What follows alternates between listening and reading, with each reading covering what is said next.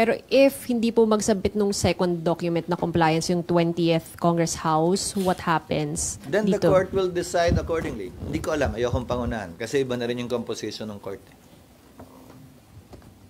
Pero sir, di ba, you mentioned before na pwede pa rin kayo mag-decide to continue the trial even without that. Remember, I also said the 19th cannot bind the 20th.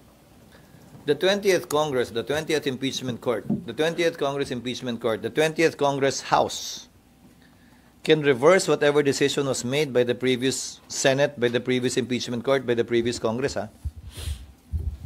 So pwedeng baguhin yung order ng Impeachment Court na papasok, pwedeng i-modify yon, pwedeng i-abandon yon.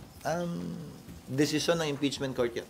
Pwede rin pala, sir, na wala silang compliance doon sa number 2 doon sa order, pero may assign silang prosecutors. Lahat yon posible, Nympha. Ayokong pangunahan. Sa tigas ng ulo nila, ayaw nga tumanggap ng pleading, so hindi na ako magugulat kung gagawin mo nila yon.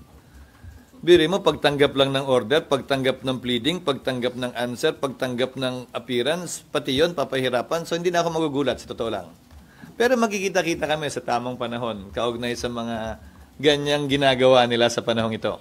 Hindi ko maintindihan sila yung gigil na gawin to, tapos pagdating sa pagtanggap ng mga kopya para magpatuloy na, bakit pinapahirapan yung mga process servers?